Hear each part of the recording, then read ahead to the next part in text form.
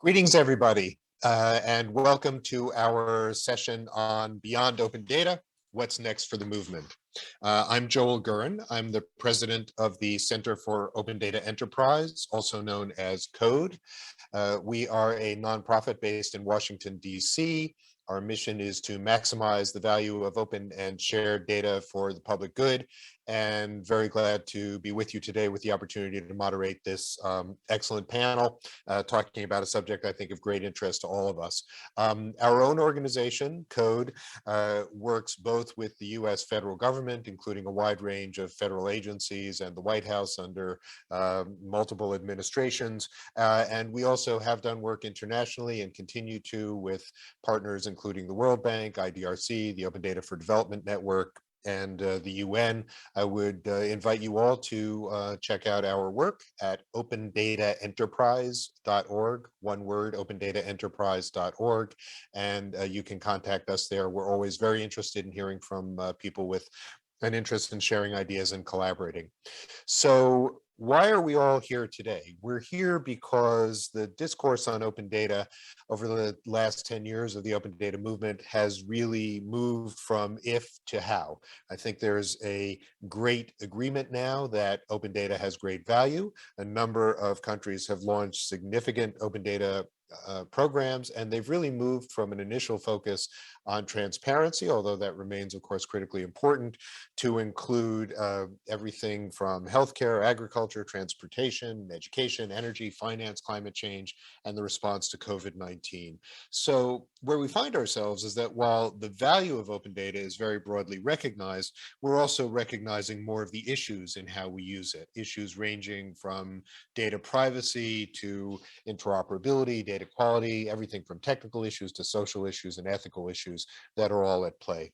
So what we're going to do in this panel is reflect on trends in open data, what they mean for the work we're all doing in this area, how we can identify and leverage some of the best strategies for moving forward, and discussing some of the kinds of tools that governments, NGOs, and the private sector can use both for benchmarking progress and for facilitating more progress. So we've been very glad to see in the poll that we've done here that we have a lot of you here today.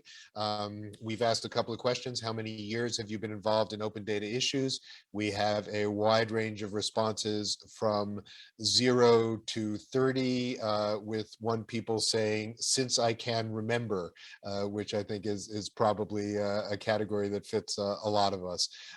In terms of asking where you work, about a third of you are from national statistics offices, and then the rest are divided between other government ministries, the private sector, civil society, or international NGOs. And finally, we asked you what region you're participating from, and the short answer to that question is pretty much everywhere. So we're very, very pleased to see a real international group joining here today. I would like to say I'm going to introduce the panelists, ask a few questions of them to get started, and then please do use Whova to post questions to the panelists in the Q&A. After this initial round, we'll be taking your questions, and then at the very end, we'll be asking all of you watching to participate with some answers to questions that we have as well. So I'm going to introduce our panelists now in alphabetical order, starting with Natalia Carfi. She is the Executive Director of the Open Data Charter. She's also worked as the Open Government Director for the Undersecretary of Public Innovation and the Open Government of Argentina, where she coordinated the co-creation of the third Open Government National Action Plan. Nati was also Open Government Coordinator for the Digital Division of the Government of Chile and for the City of Buenos Aires. She is part of the Open Data Leaders Network and the Academic Committee of the International Open Data Conference, and she supports the delivery of the Open Data Charter strategy, engaging with experts from governments, civil society organizations, academics, and the private sector. Next, Jameson Crowl is Open Data Manager at Open Data Watch. where he's managed the Open Data Inventory for the last 4 years. Open Data Inventory, or ODIN, is a global assessment of the openness of national statistics. His work to open up statistical data has taken him around the world, where he facilitates workshops for NSOs and other government agencies to help them implement open data standards. Next, Silvana Fumega is the Global Data Barometer Project Director, as well as the Research and Policy Director of ILDA. She holds a PhD from the University of Tasmania, Australia. She also holds a master's degree in public policy from Victoria University of Wellington, New Zealand, and a degree in political science from the University of Buenos Aires. She has served as a consultant for several international organizations, governments, and civil society groups. And in the past few years, she's focused her work on the intersection of data and inclusion. And then finally, Fernando, we have Fernando Perini, a senior program specialist at Canada's International Development Research Centre, or IDRC. Fernando there at IDRC, he coordinates the Open Data for Development Network, which has been advancing data ecosystems in developing countries for the past 10 years. And he has contributed to global initiatives such as the International Open Data Conference, the State of Open Data Report, the Open Data Barometer, now the Global Data Barometer, among others. And more recently, he's contributed to several strategic IDRC initiatives, including Big Data for Development, Feminist Open Government, and Artificial Intelligence for Development. Welcome, everyone. Very glad we can all be here together today. So I'm going to start with one question that I'm going to ask the same question for everyone, and Nati, we'll start with you. The question really is, how have you seen the open data movement evolve since you've been part of it? And where do you see it going now? And how are the current trends impacting your work? Nati, if you'd like to begin. Yes, thank you very much, Joel. Thanks everybody for being here and participating in this panel. Glad to be with this lineup of speakers also. I've been around open data for as long as I can remember. That would be my answer. But I would like to reflect a little bit on kind of the last 10 years. When open data kind of started to be a little bit of a mainstream issue, there were major calls for like open data now, as part of a critique, a global critique on how governments were actually managing data and public funds, actually, because civil servants were the creators of data, and that data wasn't being shared with the citizens. It started more of a, as I said, as a critique and a call for transparency on governmental institutions. But over the course of these last 10 years, we can say it's more of a movement and a community. I've seen it grown, for example, in the Latin American Open Data Conference, from an event of 80 people to an event of 600 people gathering together over the course of these past years.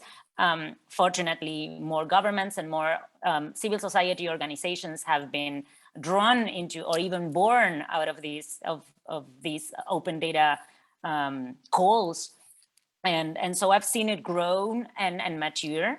But one of the things, and I think this is something that the open data community has been transparent about over the last at least 3 years, is us as a community, as a movement, didn't do a proper work in connecting with other digital rights or data rights movements in the beginning.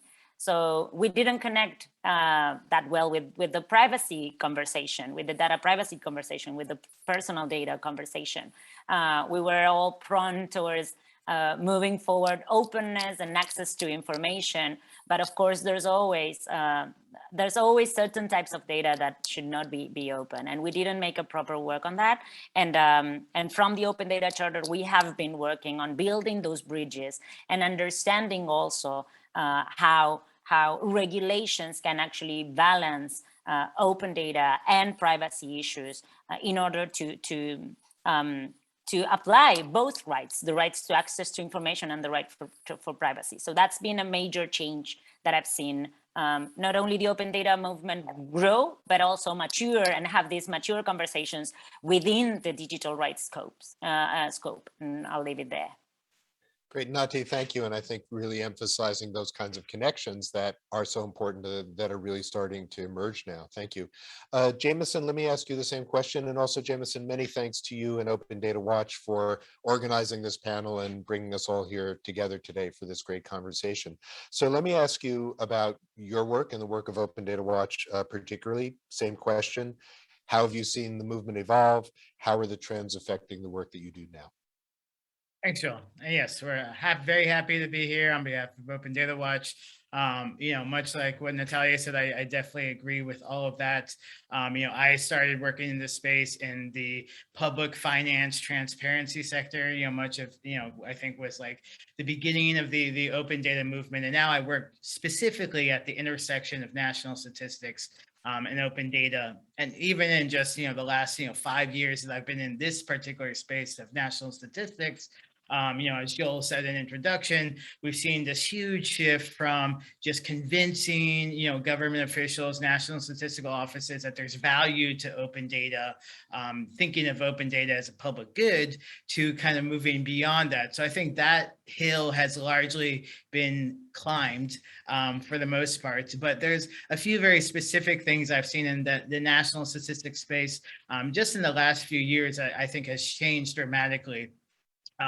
One is we've seen a lot of pushback on the concept of open data licensing in a different way. There was always kind of a concern about that. And I think it's shifted a little bit from privacy concerns, which is still a very predominant issue, to kind of barriers to open data, and especially in government data spaces. But also we're seeing this pushback against open licensing in a reaction to this new era of misinformation and fake news. So now this reluctance to adopt open data licensing seems to be more about preventing the misuse of data.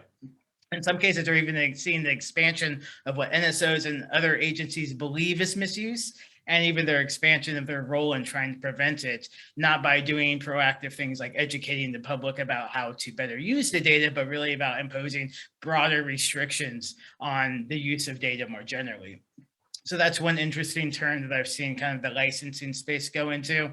And then also, we've talked about a lot of countries moving beyond just like the technical implementation of open data, but now still stopping short of actually trying to increase the use of their data, which is ultimately the main point of making the data open. So you increase data openness, which enables users to more easily use and reuse the data, thus increasing the data's value and impact. So many government agencies don't see this as part of their responsibilities, part of their job to go that step further and actually increase the use of their data. And if it's not part of their job, it definitely should be. So, I think the open data realm is changing quickly, and it's focusing from the implementation of open data, like we said, to issues of data governance, sustainability of open data initiatives, and so forth. But I will say that I think that many countries are maybe moving a little bit too fast, and that they're moving beyond implementation before it's really done correctly, and with the consideration of all these other kinds of aspects, such as privacy concerns and so forth. And so what we'll see in my work on the ODIN index, which is this global index of open statistical data, is you see a lot of really advanced countries scoring poorly. And so I think as their discussions of open data expand into how we can increase data use, measure data use, talk about topics of data governance, we really need to make sure that the basics of the open data implementation are not forgotten. So as we move towards those topics, which are very, very important, we need to also not forget the basics. And so I think just in conclusion here, getting people to think of open data as a framework for how data should be collected and disseminated, and not just a checklist of things that they need to do, is really, I think, where the conversation of open data is going and is much needed. And so I think that shift has been really important to try to get governments to appreciate and respond to, as I'm doing many of the workshops and so forth related to the work in Open Data Watch. Cool. Jameson, thank you. I think pointing out both the way that the open data movement is really impacted by external factors like the rise of misinformation, and also the importance of going quickly, but not too quickly, and really making sure that we've nailed down some of these critical factors that are so important for success. Silvana, same question for you. How you've seen trends in open data, how those trends are impacting your work? Well, first of all, I'm really happy to be here with this group of friends and colleagues. Basically, they are friends and colleagues because we've been around for many years in this movement. And it's pretty difficult to say something new coming third in line, but I'm gonna try. Basically, what I was remembering is that around a little over 10 years ago, all of us here and many of us that are listening to us, we started to be part of a group of people talking about openness and data. And initially we're hearing a lot about everything should be open and people will come and use it. And in that way, value, social and individual, will be generated. I think we all remember those days. But 10 years later, we know the agenda is way more complex than the idea of open and they will come. Nowadays, we are talking and thinking about issues, not only openness, but privacy and care of data, protection of human rights in the development of technological interventions, development of techniques and tools for machine learning, digital security, data governance structure, and inclusion in the production of data and algorithms, and the other topics that also Nati and Jameson already mentioned. And all of these topics can no longer be ignored. Those issues complicated the initial open agenda, whose principal and almost exclusive concern was to increase the accessibility of public data.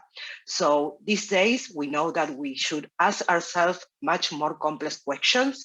We are getting increasingly aware of the complexities of data ecosystems, and also about all the groups and problems that we are living outside of our own data, and we can't do that anymore. So our work is increasingly interconnected with the groups that were already mentioned in terms of privacy, right to information, digital security. But there's also many people and groups that we need to think about when we are producing and using data.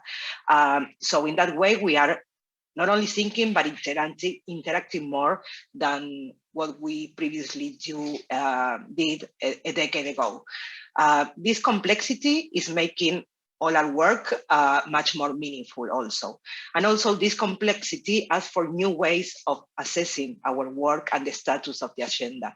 But I don't want to go there yet. I'm gonna go back to that in a few minutes, talking about the work that we are doing in terms of measurements and how this complexity and all these many issues and group of people that we were not including probably at the beginning of this movement, and we need to think about right now.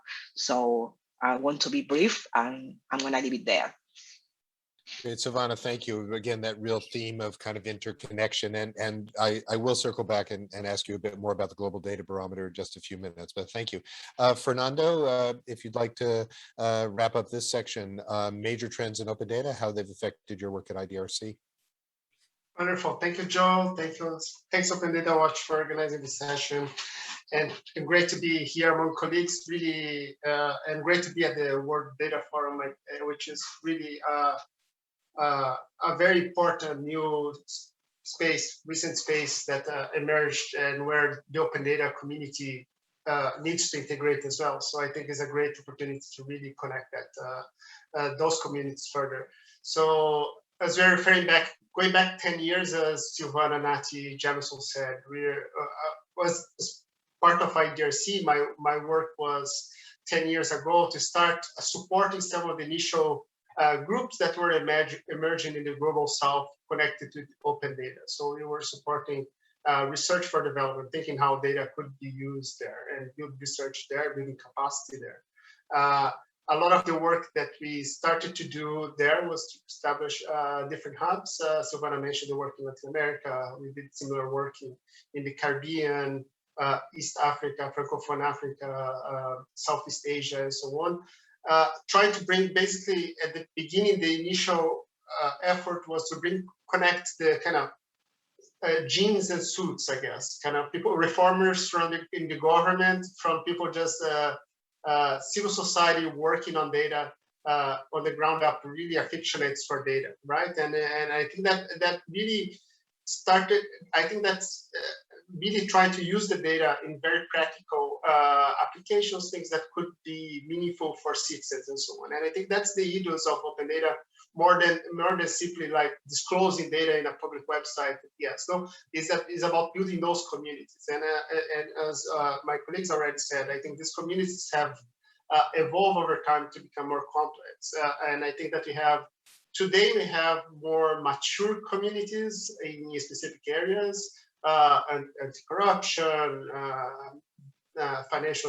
financial transparency,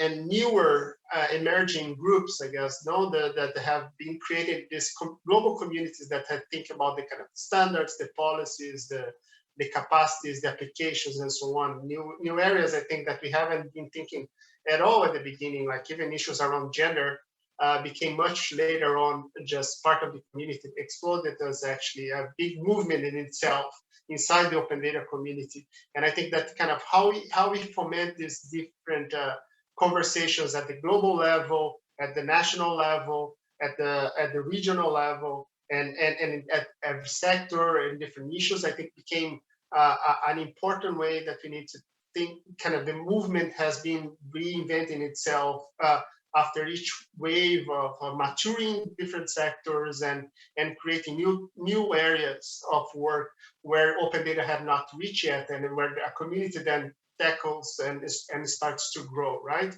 So I think that's super important. And as my colleague said, I think connected to my work, I think what we have done more in the recent years, and I think that we started to understand much more that this is not an issue to be discussed in isolation, and we needed to really mainstream. And I think that to some extent, open data as a concept, at least, is much more accepted and mainstreamed today than it was before, as Joel mentioned at the beginning. But I think that there's more to be done. In correct to my work, I guess, in IDRC, we had different pockets of work. We are doing the work on open data on one side, and then you're doing data protection on the other side, and then you're doing CRVS, civil registration vital statistics, on the other side, and then you're doing some kind of artificial intelligence there and big data there. And I think that's not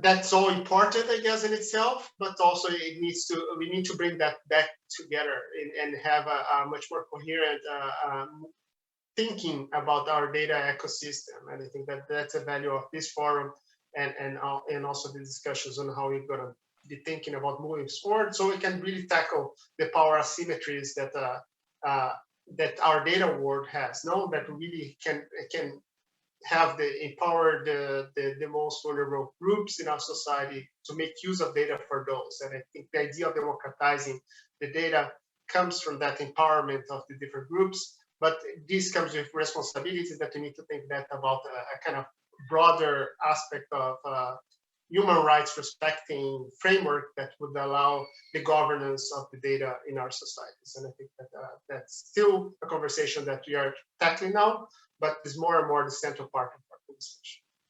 Great. Fernando, thank you so much. And again, I'm really hearing a lot of resonance of themes among all of your comments. So I'm going to now turn and ask each of you some questions that drill down a little bit more into some of the areas of your own work. And Fernando, I'd like to start with you. And this really kind of gets to the question of the data ecosystem and ecosystems and how we think about those. So about 2 years ago, IDRC produced the State of Open Data, which is really a landmark report that took stock of the open data movement at that time.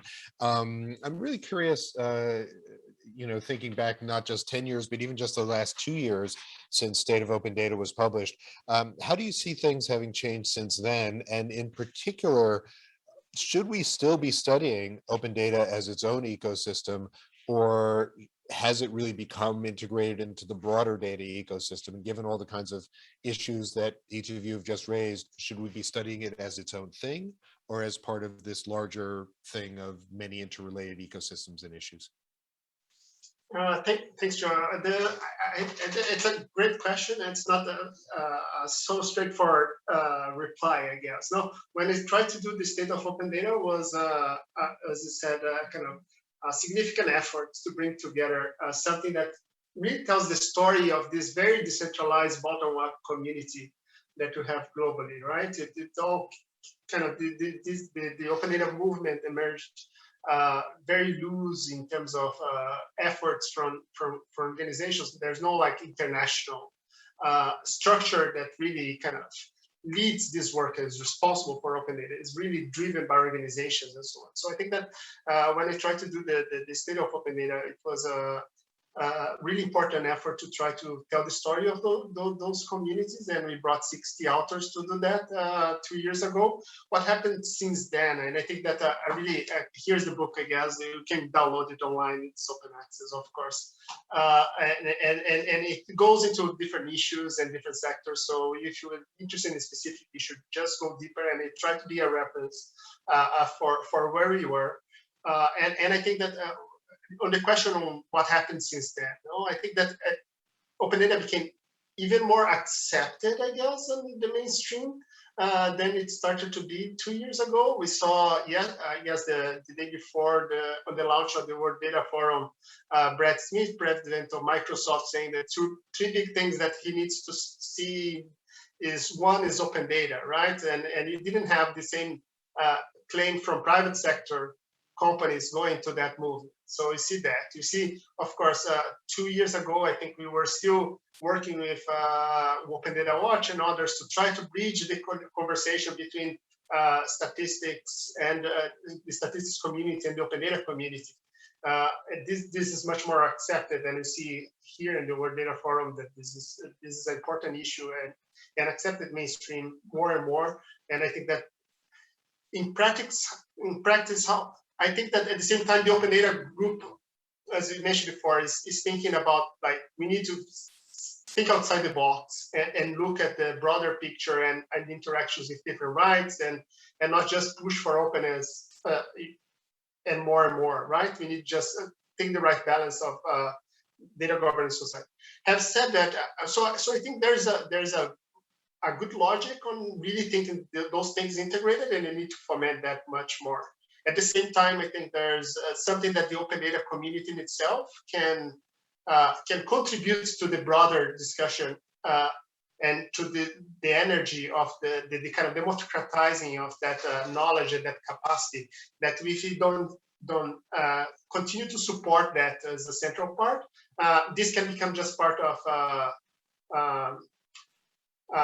open washing type of argument, right? That we all accept it, but in practice, the people that do that work and really does not really do that. That is not transparent. So we need to continue to reflect on the kind of how much that agenda in itself is advancing across the world. And I think that they connect some of the work that Silvano mentioned for sure, kind of how we're integrating some different pieces and try to think broader in how you measure what's going on and how we think further, how we can connect the different pieces together. Great. No, Fernando, thank you. And that's great. And that's a perfect segue, Silvana, to you. Really curious if you could talk a little bit about how the Global Data Barometer is reflecting progress in the data field and how it's evolved from the Open Data Barometer that preceded it. What's the change from ODB to GDB about, and how does it reflect some of the issues we're talking about here?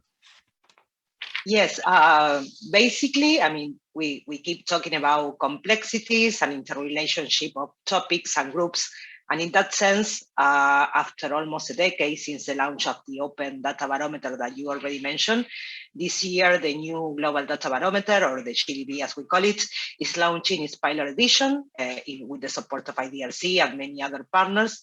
And because this complexity of the data that we were mentioning before, the data ecosystem asks for new benchmarks and new ways of collectively learning about it. In this particular edition, we present 7 thematic modules that look into the interaction of the 4 pillars of the GDP that are governance, capability, availability, and use in specific domains of public policy areas. As you can see, it's not only the focus on availability, as it was before, where the open data agenda was mainly focused on accessibility of data, but we are also looking at different pillars like governance and capabilities and use. From those 7 thematic modules, 5 of them are related to money, property, and power. These are organized around, for example, company information, land, political integrity, public finance, public procurement. They are all being developed with partner organizations around the world. And there are other 2 thematic modules like climate action and health and COVID that are areas that are currently globally urgent, but often lack open and locally relevant data. So consequently, for these 2 topics, we have designed our indicators to focus mainly on the pillar of availability. And again, I think this new project is a clear reflection of the changes in the data landscapes that we have been experiencing in the past 10 years or even more. And in that regard, I want to make just a few points that we know that public data has been more accessible in the last decade, but I think we don't really know how well it is deployed as a resource for tackling social challenges, enabling collaboration, driving innovation, improving accountability. We are still lacking of that type of understanding. In that sense, without new benchmarks, we are losing track of the key data agenda-related issues that affect policymaking and innovations. And also, something that I was referring to before, we are losing track of different groups and people in our own data. So for this pilot edition and this particular topic, we are testing a variety of methods for investigating equity and inclusion in data policy and practices. Basically, in a nutshell, this new Global Data Barometer aims to better track the extent to which data is governed, shared, and used. Not only accessible, but also governed, shared, and used, basically. This increasing complexity of the agenda is, at best, currently only partially reflected in measurements. So that's the idea that the GDP has been designed to respond to some of these issues. Of course, it's going to be getting better and improved with the year. This is just a pilot edition, but the idea is to fill critical knowledge gaps on how data policy and practice are unfolding in different sectors, regions, and countries around the world. In that sense, we have a network of regional hubs that are currently covering more than 100 countries. And again, because of these complexities that we've been talking about during this session, we are approaching this project not only as a mere ranking, but as a collection of data assessments and a collective learning device. In that sense, the survey data has a lot of qualitative rich data and information and can be used not only to produce rankings, but to support other kinds of collective learning and interventions around data infrastructure. That's what we are planning to do in the next few months. We don't want to be just an assessment of particular topics, but we want to be an input for many other groups, organizations, academics, and whoever is out there to work with the data and to produce new products and new insights in this new data, in this complex agenda that we are discussing today. Fantastic. Thank you. No, that's fantastic to see the evolution of the barometer, and really looking forward to seeing as those results are published and we all have a chance to learn from them. So thank you. Jameson, let me turn to you next and ask about the benchmarking work really that Open Data Watch has been doing. As you talked about before, you've been tracking the progress of open data programs through the Open Data Inventory, or ODIN. And as you were mentioning, the ODIN seems to be increasingly showing a lot of issues around implementation. It's showing that national statistical organizations have gotten better in implementation in recent years, but that they're now facing a lot of hard issues like data governance and the need to promote a culture of openness. What do you see as some of the next steps in dealing with some of these hard problems, and what can countries learn from each other as they move beyond the first stages of implementation? Thanks, Joe. So yeah, that's correct. ODA measures how well countries have implemented many of these open data standards in terms of their national statistics. And since 2016, we've seen this kind of gradual increase in scores. So since 2016, there's been about a 10-point increase on average across these 187 countries that we're looking at. And as far as the technical aspects of it, open data go, many countries seem to at least have gotten started on the implementation process, kind of built it into the regular work streams. But common sentiment that I hear from NSOs that really could come from anyone, and was actually asked of me by the head of an NSO that's very well regarded in the open data space that will remain unnamed. They said, so what's next? We adopted an open data license, we made our data machine readable, developed an open data portal, that's it, right? And this is unfortunately where a lot of countries get stuck. Because the next steps, which actually should have been addressed to some extent a little bit earlier, are these issues of data governance, making sure that progress that they've made in implementation remains sustainable. And in order to do this, unfortunately, when we're talking about NSOs or any kind of government agency that's doing an open data initiative, you can't act alone. And for NSOs in the national statistical space specifically, NSOs really need to engage and lead the other statistics producing agencies in the country towards a common framework that's going to enable openness to be the default for any data published by the government. Of course, as privacy considerations allow. And this is absolutely where countries can learn from one another, because even in decentralized systems, statistical systems, you can standardize and centralize how data are collected and disseminated, even if you have 15 different agencies or even more actually producing data. And like a great example of this is in Jamaica, which has a very decentralized system, but the NSO has a lot of public respect within the other ministries and with citizens and so forth in general. And they were able to leverage this respect to help convince other government agencies to come together and create a national strategy for the development of statistics. And so although this was just one step, there was this multi-day workshop series that was held, and it looked like one of the first times that they were able to come together to discuss substantive issues that they face producing, sharing, disseminating statistics. And it was really one great first step to increasing the cooperation and coordination within the statistical system. And so I think, open data initiatives, sometimes they just originate in one agency or another, but really to have the full scope of impact, there has to be this coordination across the statistical system. So, without this kind of coordination, an NSO's open data initiative might just be nothing more than an organizational project that is succumb to the whims of, whoever is in charge of that organization at that time, instead of what it could be, which is this framework to open up and increase the value of all of the government data in a country. Fantastic. Sorry, no, Jameson, thank you. And again, really talking about the importance of integration, of looking at kind of a whole systems approach to how we think of this. That I think is coming up in a lot of your comments. Nadi, let me go to you next, and also for all of you watching, I'm seeing some great comments or questions rather in the Q&A on Whova. We will be getting to those in just a minute, and please keep them coming and keep voting on the questions you see there.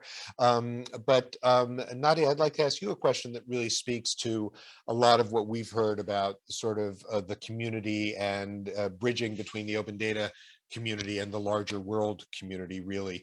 So I know that the Open Data Charter has really been working hard to bridge the gaps between the open data community and other data communities. For example, your Open Up guides have connected the open data movement with groups working on climate change and fighting corruption as really great models for how to do that. What have you learned from that work about the best ways to connect open data with these other civil society groups and civil society movements?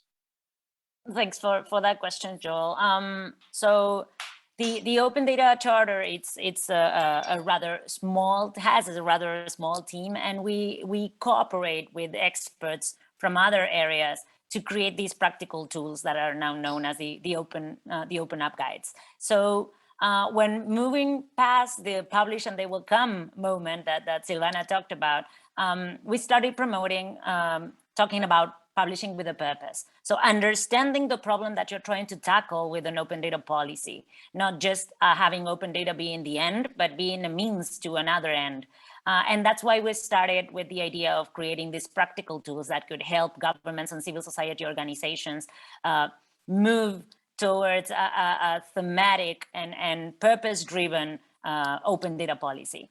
And that's how we connected. Well, we actually collaborated with you, Joel, and World Resources Institute in creating the Open Up Guide on Climate Change.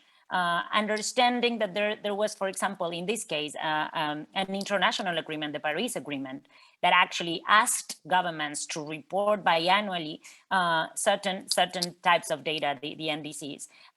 There's a lot of locked value there because governments are actually collecting and reporting on this data, but they weren't opening it up.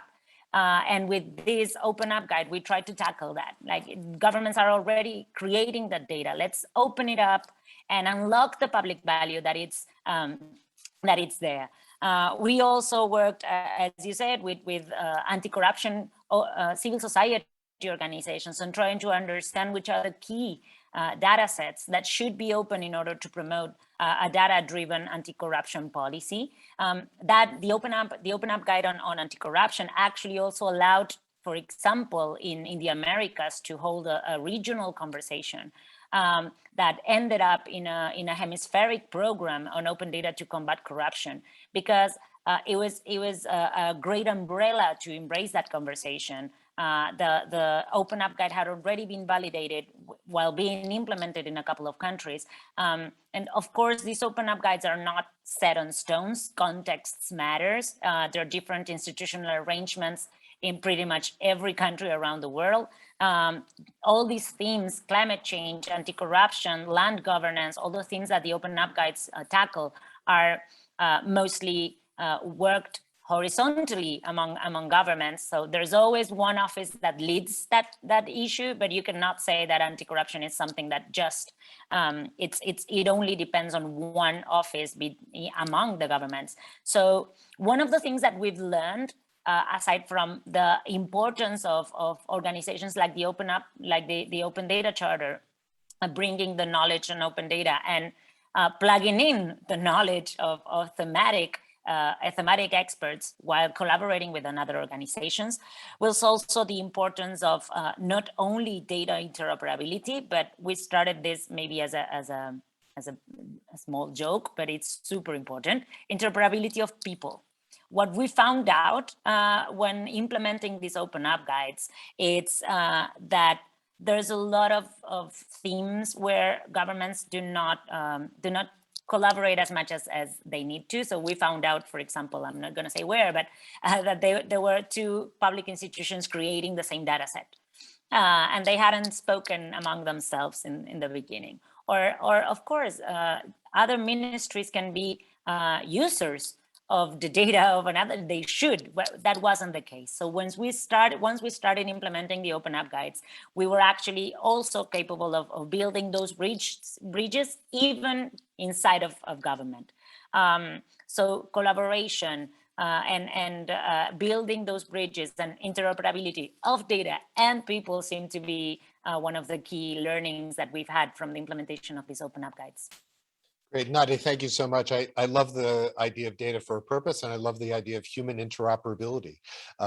So it's really kind of compelling, I think. And thank you all for sharing. I mean, there's really kind of rich insights into where the field is going and how we're moving, I think, into greater complexity, but also greater opportunity, and certainly huge opportunity for kind of interconnectedness with other folks working both on data and even people who may not be data experts, but are working on major social and governance kinds of issues. So thank you all. We're going to go now to some questions from people watching. We have about 15 minutes left. So what I'd like to do is take a few of the questions. I'm going to start by focusing on the ones that have been most upvoted. And thank you all for sharing questions on Whova. And for each one, I think maybe, just raise your hand or unmute and speak up if you have some thoughts. Let's try to keep this, because we only have about 15 minutes, really just try to keep it to just a couple sentences of your thoughts so we can go through a number of questions. And then at the very end, I'm going to go around and ask each of you for just, 2-3 sentences on what you most want people watching to take away from this conversation. So you can start thinking about that as well. So I'm going to start with a really provocative question. That's the most upvoted question on Whova. Would you agree, this is from Mary-Louise Wijne, would you agree that open data can actually undermine social justice, as big private companies are better able to draw value from open data sets than smaller companies, especially from developing countries, let alone local communities? So really interesting question. Could this all backfire in some ways? Anybody want to comment on that? Fernando, please. Yeah. I can start. I think the answer for me is yes. Actually, this can happen. So we need to go to this work with the eyes wide open, I guess, in terms of who uses the data that is made available online. I would say that if you think, and I think that we need to go deeper into the different sectors and so on, and how this is driving value for different intermediaries, and also impacting the citizens down the line. I think that in most cases, I would say that there is a rationale for there is still value added to the citizens at the end when data is made available open, because when it's not, the difference is that probably the big private sector company is the only one that has access to the data, and then the smaller and the developing country does not create a barrier to entry in any specific market. So I guess that would be the general conundrum. No, we either create a policy that supports everybody, that the economy can grow and expand and create new services, and small companies can potentially outpacing innovation and create something new in specific niches, or you kind of become potentially, by closing the data, we can lock in, I guess, into the private arrangement between sharing that information with specific big companies that have the capacity to do the arrangements, the connections, and so on. So the alternatives are not necessarily great. Kind of going close, it's probably worse. So that's a question. But you need to think about specific issues, like we discussed. Anyway, I'm not getting kind of. We need to understand what's going on and then creating regulation and supports. And more important, I think, it's not just about making the data open. It's about building the capacity of us. And I think that's a lot of what the open data movement is all about, beyond the idea of open data sets. No, it's about creating the capacity, the skills with actors, in citizens. Everybody should know about data. And that's, I know that we're talking of a lot of statisticians here, but it's not just the responsibility or just the skills of statisticians to know about how to use data. Of course, they are experts. They have studied their lives, they're dedicated to know that. But I guess we know that citizens, the small entrepreneurs as well, they need the skills on data to make use of that. So a lot of efforts balancing the field means that you need also to connect with capacity building efforts and building that democratization of the skills, so that we all go up. Great. No, thank you. And Savannah, I see you had your hand up as well. Please give us your thoughts, and then I think we'll go on to the next question on Whova. Is actually sort of a similar type of question I'd like to get to as well. But Savannah, your thoughts on this one? Yes, quick comment. I mean, following on Fernando's idea and going back to what I initially said about open and then will come, and in the first place, those who will come are the ones with the skills and the infrastructure to do something with the data. So that's not the idea that we need to follow. It's not that we shouldn't open, but we should open and also try to find who is the one that the potential user of that data, and trying to find how we can help those potential users to make the most of that data. And I'm not only thinking about use, but I'm also thinking about who can that data be impacted on, I mean, positively or negatively. So not thinking only about the use, but in the same way, thinking about the demand side, but also thinking about who is these people or this group of people that we are affected by including them in the data, or by not including them in the data, and what could be the harm that we could cause with that. So basically taking care of different aspects, not only open and see what's happening, because I don't think that's the best approach. We did that. We know that is much more complex than that. And thinking about, and it was mentioned, I think, in other question about governance structure, policies, acts, frameworks, those kind of things that can make a structure to think about to think how to make the most of that data, but also not to harm anybody in the process. Great, thank you. And now let me go to the next question from Syed Iftikhar Hussain Shah. And this is also one about kind of unintended consequences. So this question is, in the data ecosystem, the data brokers exploit the opportunity of open data. So the one possible solution is to tackle this issue through the formulation of relevant policies or acts.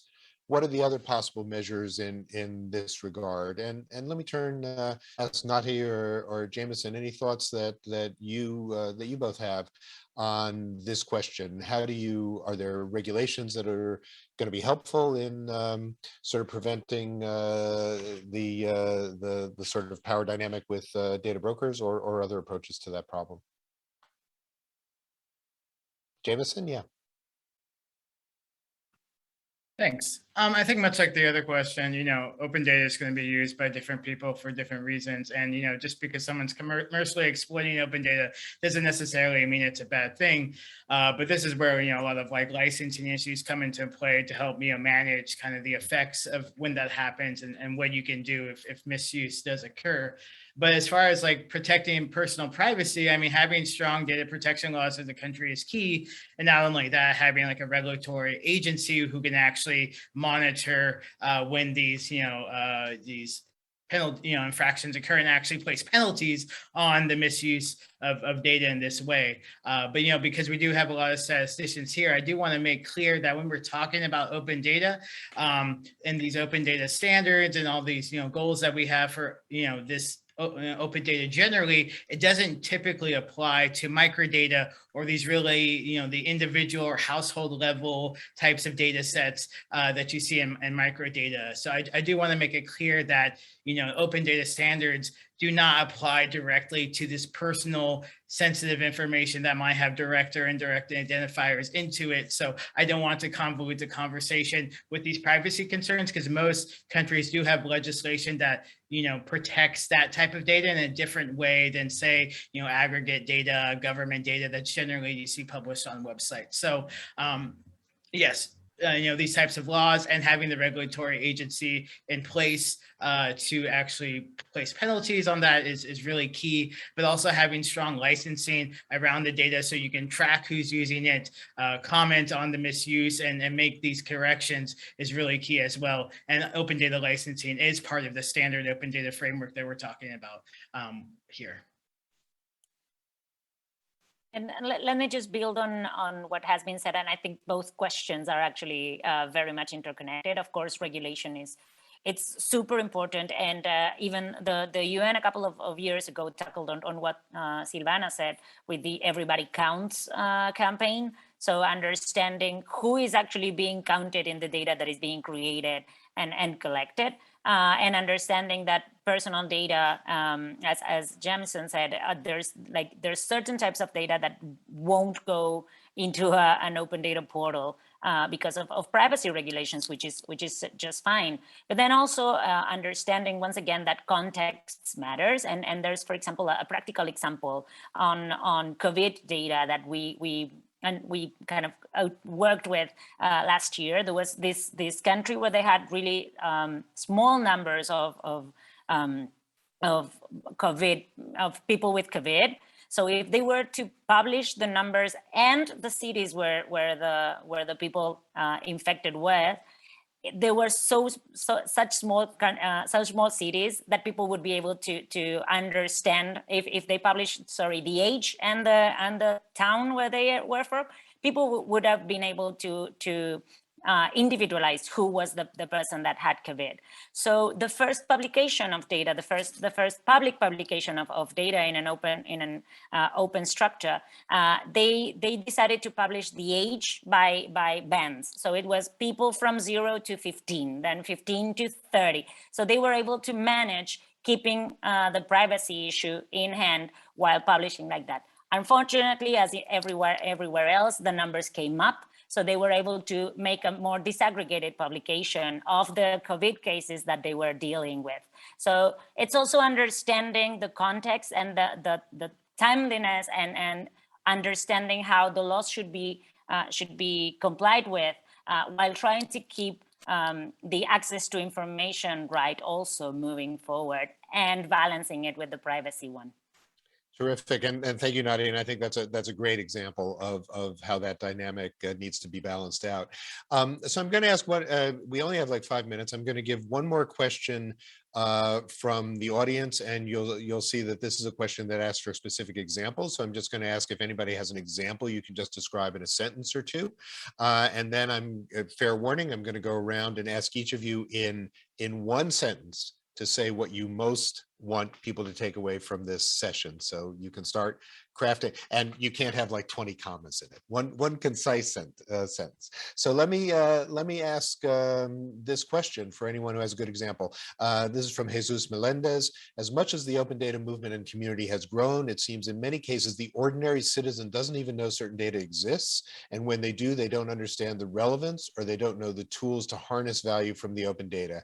Can you share examples, or I'd say anybody who has like one brief example or your opinion on the way forward to focus more on building the capacity of citizens to derive value from open data? Anybody want to share just like, one example? We've got two participants who raised their hand, Fernando and then Silvana, and then we'll go into wrap up. Just real concise because we have about 4 minutes left. I think that's always going to be the case, and I think that makes the case of why I think something like open data, where we try to democratize a bit more. An example, I think COVID data and how we have even the anti-vax and people do not believe on the data, and how things connect, I think is a clear example where you see the data, you see kind of everybody that you see the data that vaccination helps reduce mortalities. It's super straightforward and clear, and how it works. That's why data literacy is not something that needs to be in statistical offices or even policymakers and so on. It needs to be something that needs to be engaged in society. And you see that the battle for that is not about it's about feelings, it's about understanding and loving data. We need to create passion for that. It's about engaging the true believers, or kind of accepting data and engaging that passion into the across society in believing that. As some other misinformation can lead to that kind of can same way lead to harmful consequences, I guess. No? Right. So COVID has really highlighted both the need and the risk. Yeah. Silvana, real quick, and then we're going to go around starting with Nati to do one sentence wrap-ups. Your thoughts on the citizen engagement piece? Yeah, quick comment. I don't think I'm going to go into the example because I'm going to take too long. But basically what I wanted to say is that I don't think that everybody, every citizen, every person should be able to work with data and have all the skills. I mean, great if they do, but I think they can benefit by the work of intermediaries. It could be academic, journalists, NGOs, whoever is working, even governments. I mean, whoever is working with the data, they can be benefited from that. So it's not only that everybody should know and learn how to work with data, but they should benefit. The work of the intermediaries is really important, and we need to stress that. Excellent, thank you. We've got about, it looks like we are just out of time, so we may not have time for closing comments. I'm going to give you each a chance for a phrase per person. Nati. Interoperability of data and people. Wonderful. Jameson. Open data is a framework, not a checklist of standards. Fantastic. Silvana. More data is not enough. We need better data. Great. Fernando. We need to increase trust on data. Wonderful. And I'm going to close with Nati's data for a purpose. Thank you all very much. Fantastic panel. I think we've just made it in time. Lots to digest here. Really appreciate it. And thank you to everybody watching.